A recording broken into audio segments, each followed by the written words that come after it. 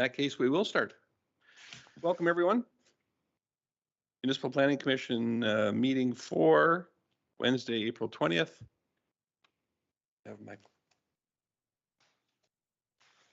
Oh, we're pretty darn close here. It is 4:59. We're right on time. I will call the meeting to order. Has everyone had an opportunity to review the agenda? And if so, a motion. Move to accept the agenda as presented. Thanks, Member Nauchin. Member Gullickson, anything? No, nothing. Okay, I mistook the screen flashing that you had your hand up. Sorry about that. It's an interesting frame around the picture that keeps flashing on and on. That's Yeah, I see that. I'm gonna move. no worries. No, No, I don't think that. No, I think you're fine. I think that's an electronic thing. No, it might be from here. He said he didn't want to.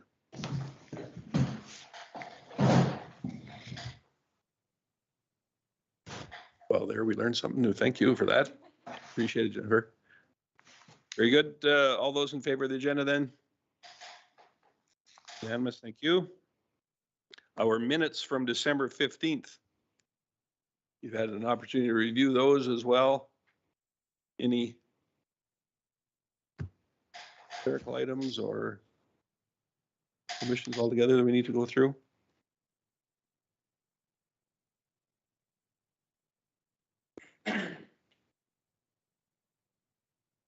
Member Nauchin, I'll ask you then if you. I move to adopt the minutes as presented. Very good, thank you. And we'll call the question. All those in favor? Thanks.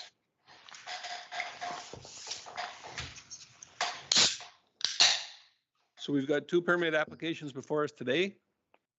The first one, item 4.1, a home occupation 2 with an oversized freestanding post sign for Mission Cakes at 5727 50th Avenue. Development Officer Kirk, the floor is yours. Thank you, Mayor Crease.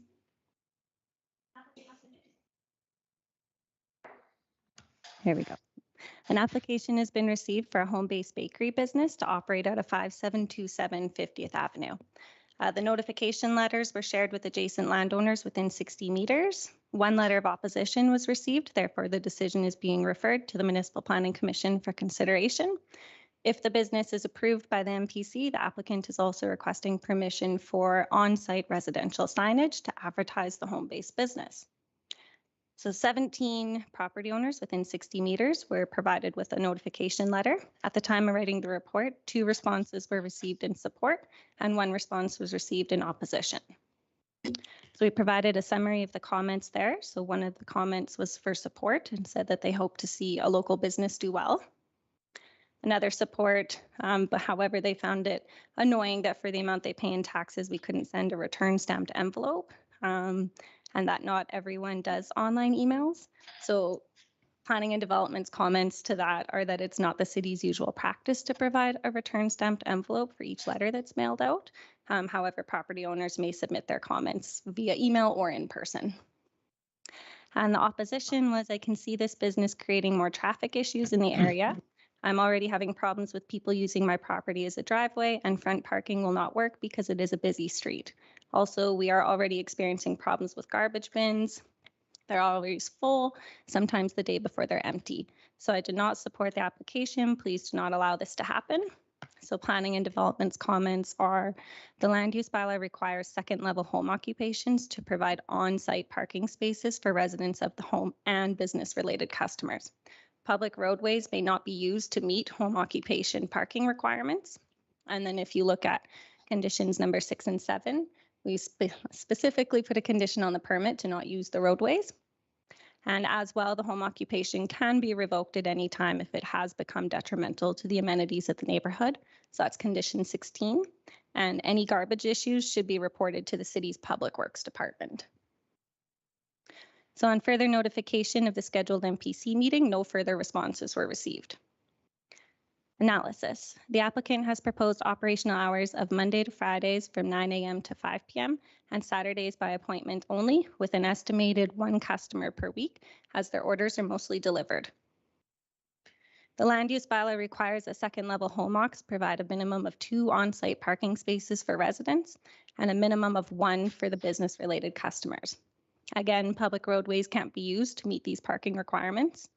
5727 50th Ave has a front attached double-car garage with a hard surface driveway that can accommodate up to 2 parking spaces in the garage for residents and up to 2 in the driveway for customers. The property also has a rear attached single-car garage and a large rear gravel parking pad that can accommodate up to approximately 6 parking spaces for residents, including the 1 truck that will be used for business operations.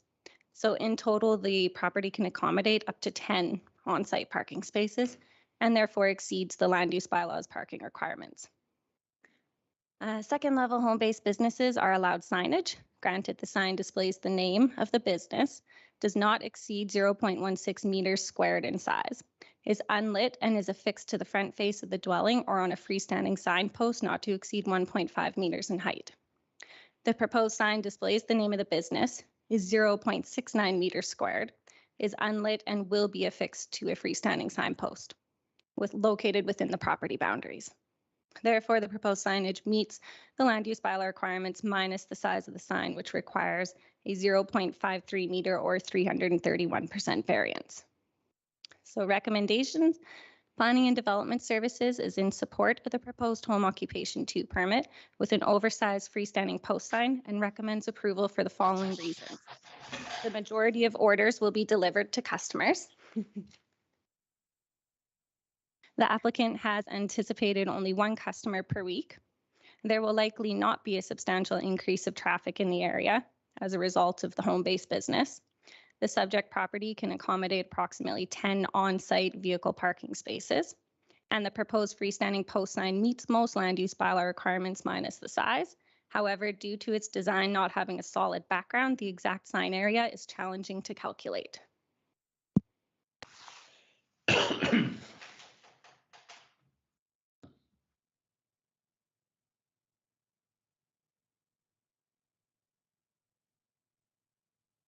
Thank you. So a few things. I'm going to start because you started with comments there. For the individual that was disappointed there was no self-addressed stamped envelope, needless to say, we try and accommodate requests whenever we can. I was just curious on an item like this, how many locations would be within the 60 meter, given this is a fairly representative portion of our city? How many would be involved? With this one, there was 17, and there was letters that went out for the initial notification, and then again to go out to let them know that it's going to MPC. Right. So that's 17 properties within the 60 meters. And yeah, in this case, it could be more or less. Yeah. And how many responses in total? 3. Were there? 3. Okay. Would you say this is an average file, or would that be less or more responses? Yeah, I would say this is average. Pretty average. Yeah. Okay. And this wasn't rehearsed. I'm genuinely want to know, because I felt this was an average file, a normal file.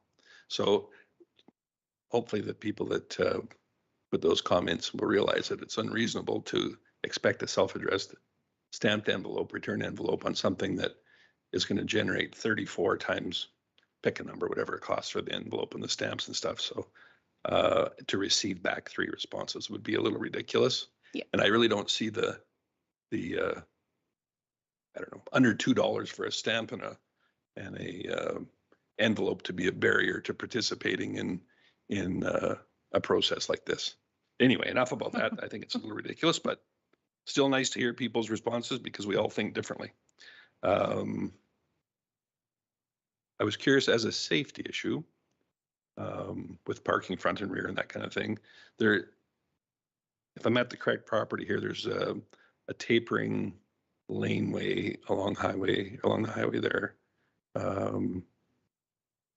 So I guess my initial thought is it's probably not the safest thing for people that are unfamiliar with the area. Said there was relatively few customers per week to use the front at all, but there is adequate parking in the rear to accommodate everyone using, correct? Yeah, correct. Okay, very good, thank you. I don't see a bunch of other lights on. Councillor Gullickson, any questions?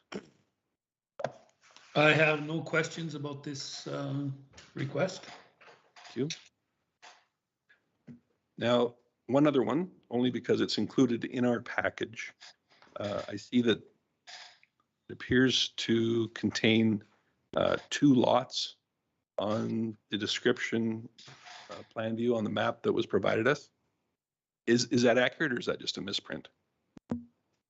It could be what's the word I'm looking for? An unfinished permit condition from the past, but the property owner is not in attendance to answer that. Okay, but it is accurately shown here as 2 separate lots? Yeah. Okay, I just found that odd for a residence to be on 2 lots and not be consolidated at this point, given there was recent construction there. Okay. Usually we do have them consolidate. Okay. Appreciate you confirming I'm not losing my mind completely. Councillor Ross? Thank you, Chairperson Creasy. I fully support home-based businesses. I think it's great, for household economics and so forth. But I guess, and I think this is great when they have a bigger lot, they can take huge advantage of parking. It's well suited. But I guess my question is, if NPCs, I'm obviously in support of the permit itself as a home-based business, but the sign, is this all or none, or is that up to be, and I understand my question, like it's been put forth to us as and a sign. What if it's just permit the business but not the sign? So MPC can do that. The land use bylaw allows home occ 2s, the second level, to have a residential signage. They're about the only ones in residential that can have that, but it is a discretionary use and up to MPC's decision.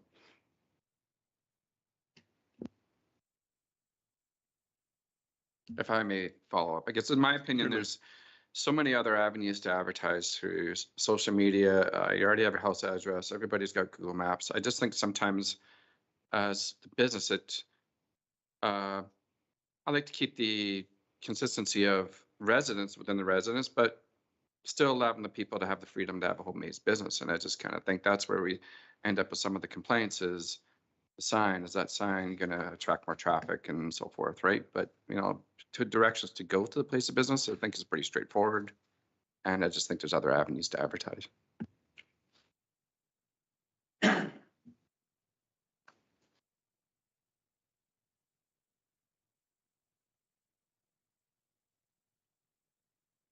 Member Gullickson, go ahead. Thank you, Chair Creasy. I disagree with Member Ross, Member Ross. I mean, if we're going to allow the home-based business, we do have to allow them the opportunity to promote their business. And I think signage is a big part of that. And certainly Member Nowichin would know better than I regarding advertising and the options there. But at that location, I think a sign would be very important to that business to make it successful.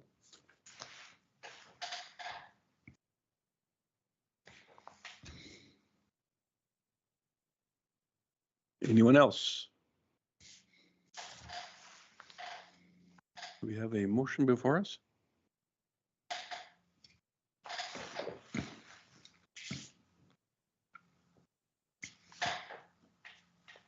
Member Gullickson? Thank you, Chair Creasy.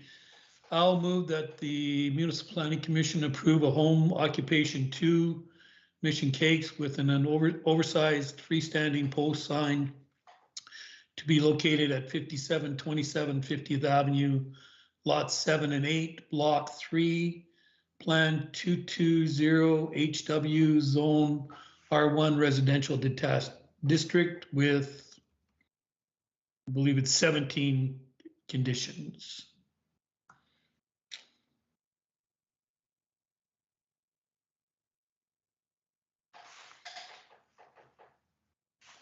Thank you for that. I also think it would be in the MPC's best interest to follow up with the lot consolidation, and at least ask the question, and if required, do a little more digging on if in fact that was a requirement of previous permits, and if it was not yet fulfilled.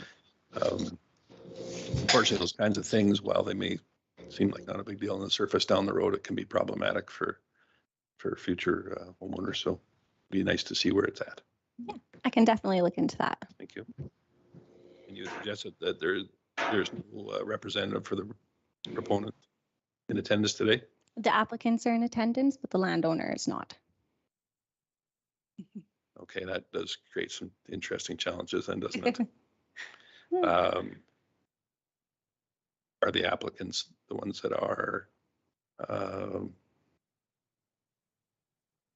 doing the business, or is it the property owner? It's the applicants, yeah. Okay, just wanted to make sure that that was, right. And I'm assuming it's you folks here. Yeah. Thank you for attending. Just a fairly simple question. Are you aware of each of the 17 conditions that are attached to this request? Okay. Okay.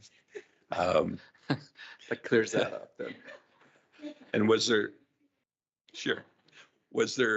any of those conditions that you're unclear about or require further discussion about? Okay.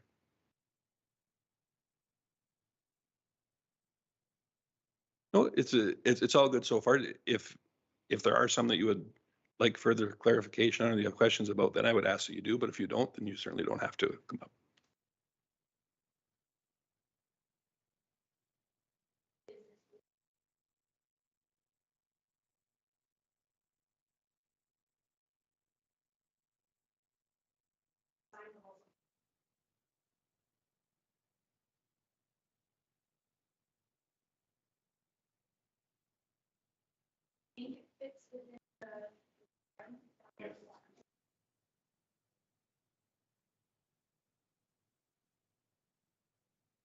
Thank you. No, appreciate that clarification too.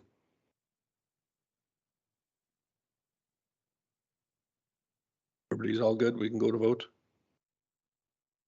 I will call the question then with respect to Mr. Gullickson's motion. A show of hands for all those in favor. And I see none opposed. That is unanimously approved. Thank you, everyone.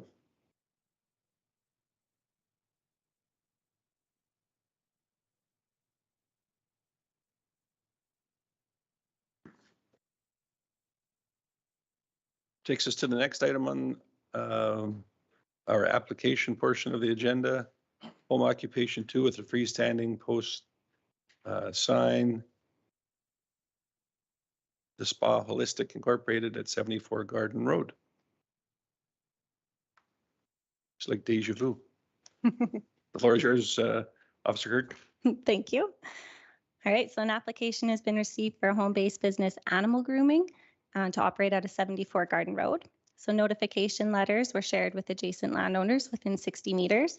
2 letters of opposition were received. Therefore, the decision is being referred to MPC. If approved, the applicant is also requesting permission for on-site residential signage to advertise the home-based business. 28 property owners were notified of this one. At the time of writing the report, 2 responses were received in support and 2 were received in opposition. So summary of the comments, support, I'm not concerned as long as the parking is respected.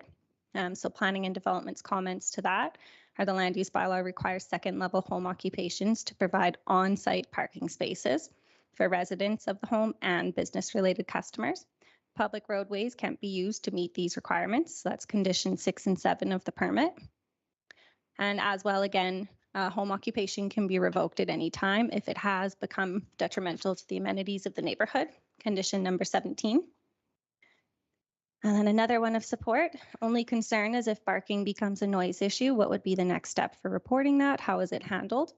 So any noise issues should be reported to the city's bylaw department. And again, as well, the home occupation can be revoked at any time. Opposition, we're in a residential area. So the city's land use bylaw allows home-based businesses to operate in residential districts, granted certain regulations are complied with. So the difference between a Home Occ 1 and a Home Occ 2 permit is Home Occ 1s are permitted as they don't generate an increase in traffic. So that's where you are going to all of your customers. Nobody's coming to you. So with these ones, we don't even have to do the letters to neighbors within 60 meters. And an example of that would be like a home office or a cleaning business or a photographer.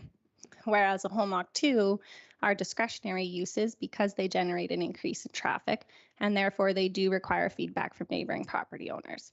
So examples of Home Occ 2s would be a hair salon, a nail salon, animal grooming salon, etc. Another one for opposition, this is a residential neighborhood, not a commercial one. The amount of traffic on Garden Road is already heavy. My side of the road already has parking problems due to the lack of city sidewalks and people parking in front of our personal sidewalks. The homeowner has numerous children, dogs, and also does dog animal rescues. I can guarantee the customers won't follow the rules of parking on their driveway. I also don't appreciate the extra barking, idling cars, and slamming doors in front of my home. Any potential buyers of my home will think negatively of a business as busy and loud as this one could be. Depreciation of my home because of this. And I would also be calling bylaw should barking be disturbing. They plan on having the business in the front garage, which is not sound insulated. They also already parked 2 vehicles in their driveway. So planning and development's comments to this letter of opposition is please refer to the above comments regarding the home-based business operating in residential districts. The land use bylaw does allow it. Private property boundaries do not include roads and or sidewalks. Roads and sidewalks are public property owned by the city of Lacombe for the public's use, with the exception of using such to meet home occupation parking requirements. Any unsightly premise or noise issues should be reported to the city's bylaw department. The land use bylaw requires second-level home occupations to provide on-site parking spaces for residents and customers. Public roadways can't be used. That's conditions 6 and 7. The applicant is no longer proposing to conduct business operations from the front attached garage. Instead, business operations are proposed to take place from the laundry room located inside the principal building. The land use bylaw requires a minimum of 2 on-site parking spaces for residents, and therefore when they park in their front driveway, they're meeting these requirements, and the permit may be revoked at any time. So on further notification of the scheduled MPC meeting, no further responses were received. Analysis. The applicant has proposed to conduct business operations from the laundry room located within the principal building with hours of Monday to Friday from 8:30 a.m. to 5 p.m., Saturdays from 10 to 2, and Sundays from 12 to 2, all by appointment only. The land use bylaw requires them to provide 2 on-site parking spaces for residents and at least 1 for business-related customers. And again, they can't use the public roadway. 74 Garden Road has a front attached double car garage with a hard surface driveway that can accommodate up to 2 parking spaces in the garage for the residents and up to 2 in the driveway for customers. So in total, the property can accommodate up to 4 on-site parking spaces and therefore exceeds the land use bylaw's parking requirements. And again, Home Occ 2 businesses are allowed signage, granted the sign displays the name of the business, does not exceed 0.16 meters squared, is unlit, and is affixed to the front face of the dwelling or on a freestanding signpost not to exceed 1.5 meters in height. The proposed sign at 74 Garden Road will display the name, be 0.15 meters squared, be unlit, and affixed to a 1.5 meter high freestanding post located within the property boundaries. Therefore, the proposed signage meets the requirements of the land use bylaw. So a recommendation is, as the proposed home-based business meets the bylaw's on-site parking and residential signage requirements, Planning and Development Services is in support of both aspects of the application and recommends approval. Thank you, Development Officer Kirk. My apologies, it was rather rude of me not to let you introduce your associate here. I understand that Manager Hackett was unable to be with us this evening. Correct, yes. So I have brought our new technician, Danielle Carpenter, to fill in. Thank you for joining us, Danielle. My apologies for not having done that earlier.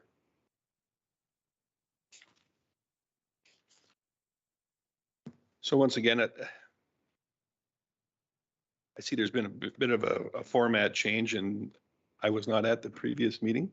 Was the format similar for handling public input? Yes, there was an old process where we would include the actual letter from the applicant or from the landowner who received the notification. However, because of the FOIP legislation, they do not redact the address that it was sent to. So even though the person's name is redacted, anybody can still tell where the comments came from. So now we just summarize the comments quote for quote. And thank you for that summary too. I for one very much appreciate this format. I think it's much cleaner and still gets across the point that the individuals were trying to make. It just, I think this is the way that it ought to have been done for quite some time. I see this as a big improvement, and that way we don't run the risk of accidentally putting out the individuals' names that are associated with that feedback. So, no, this is great. Thank you. Any input from the commission? Member Ross.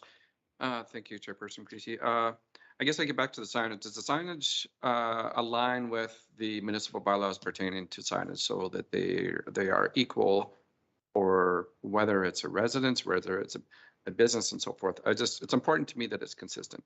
That's all I mean.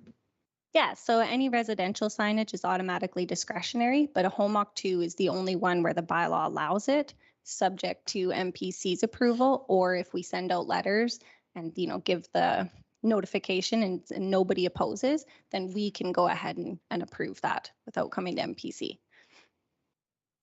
Yeah. So there was a couple neighbors there that wanted to just remind us that this was a residential area, not a commercial one, which is fine. That's definitely the truth, but precisely the reason why we go through this process, so we can be open about it and let the affected parties have input should they choose to utilize that opportunity. The one that I did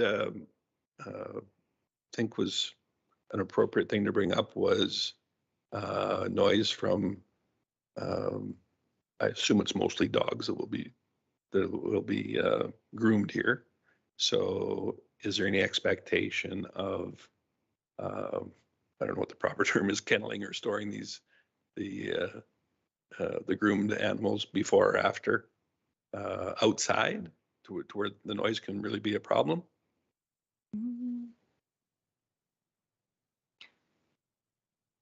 Sometimes, like the bylaw might consider that as like an outdoor storage yard.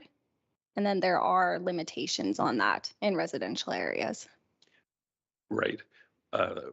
Which is, I think, appropriate, but in this particular instance, was that suggested that would be done, that there would be any animals stored outside of the Nope. home? Nope. Okay. And it sounded like to me, if in fact the noise does become an issue, people seem to be fairly aware that they need to phone bylaw and have it handled properly. Correct. Right. Member Ross?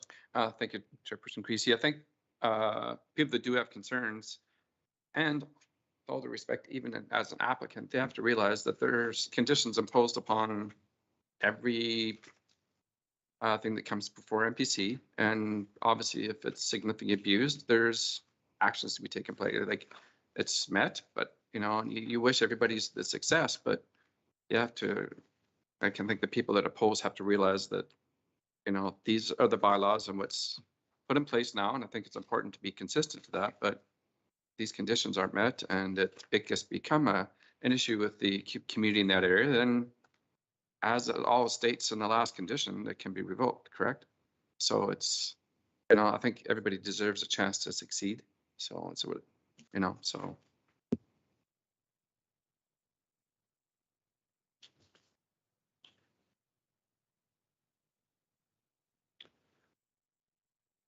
So if in fact anyone does choose to make a motion, there are a number of conditions as printed. There are currently 18. I'm going to go out on a limb and assume that the individual that's still here is a proponent. Correct.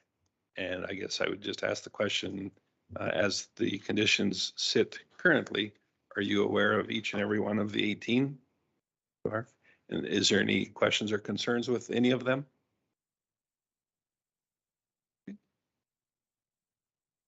Very good. The reason why I ask is after whatever decision is made here, they're kind of written in stone. So if there are any questions, you should bring them up now.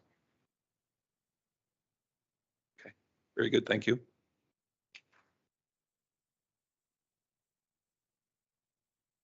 Member Nauchin? I move that the Municipal Planning Commission approve a home occupation 2, the Spa Holistic Inc. with freestanding post sign to be located at 74 Garden Road, Lot 65, Block 3, Plan 0326127, zoned R1 Residential Detached District with the attached 18 conditions. Thank you. I see no other lights on. We're all good with that reading? And I will call the question. All those in favor? That is unanimously in favor and approved. Good luck to the proponent. I would just remind you that given there were a couple of comments on there with neighbors that aren't necessarily totally on board as yet, to consider it maybe in your best interest to take special care with the noise level and whatnot, just to avoid any neighbor conflicts. All right. Good luck to you.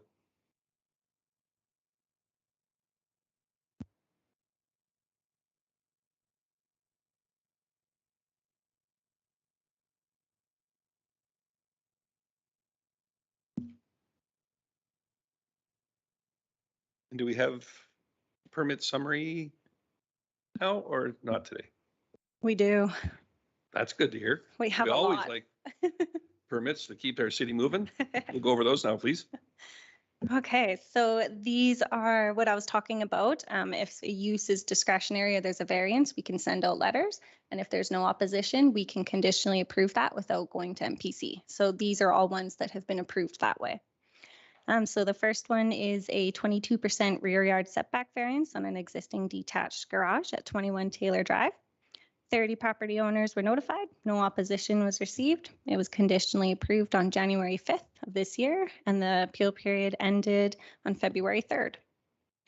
The next one is an occupancy for medical and health services facility, units 4 and 5, 5265 45th Street. 10 property owners were notified. No opposition was received. It was conditionally approved on January 11th, and the appeal period ended on February 10th.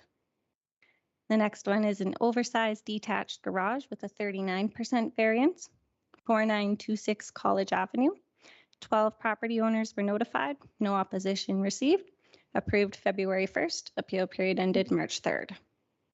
The next one is a home occ 2 for personal services, massage therapy, supple muscles massage therapy at 5307 50th Avenue. 19 property owners were notified. No opposition was received. That one was approved on February 17th, and the appeal period ended on March 17th.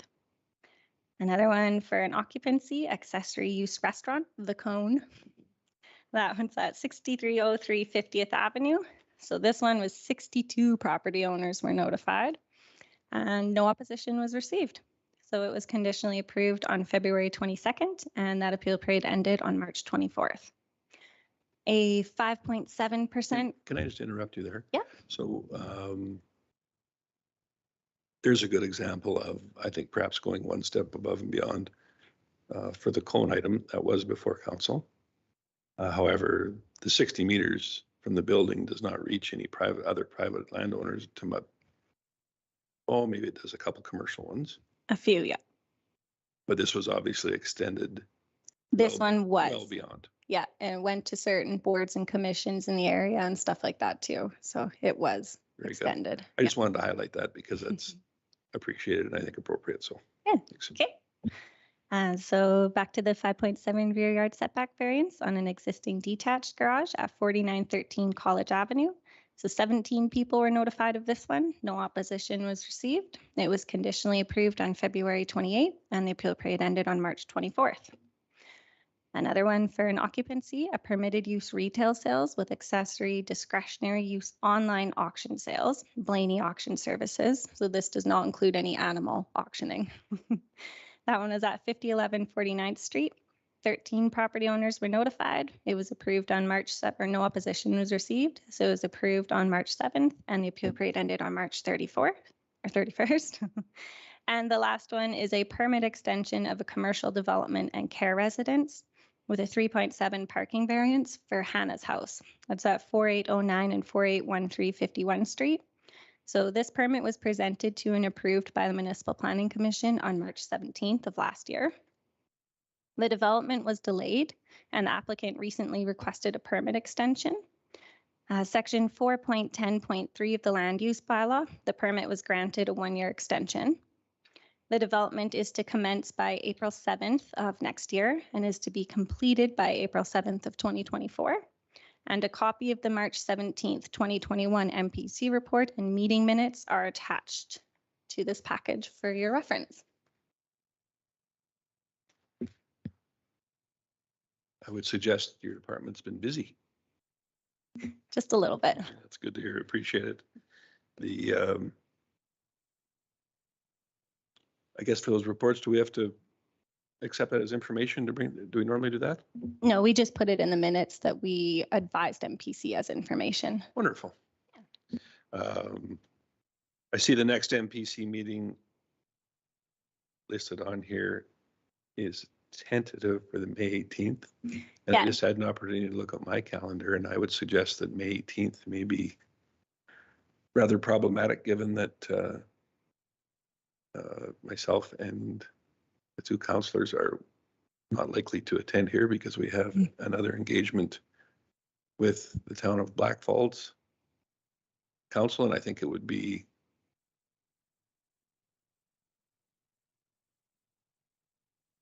not that I'm aware of. Perhaps we need to look into that, because it would be rude of us to miss that, because it was put forward for quite some time. So that's, you can blame it on me for not bringing that to your attention. We had that scheduled quite some time ago between the two councils.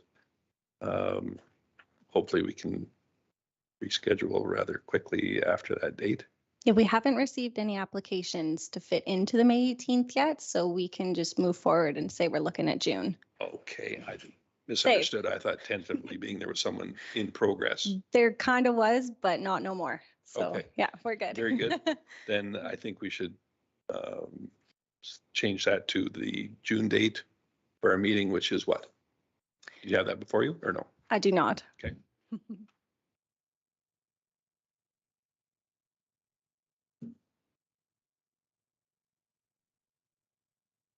Any other business? We're all good. We'll just wait for the magic motion then. Motion to adjourn? Thank you. Is that the one? Appreciate that, Member Ross. All those in favor? We are adjourned. Thanks, everyone. It is precisely 5:37. You bet.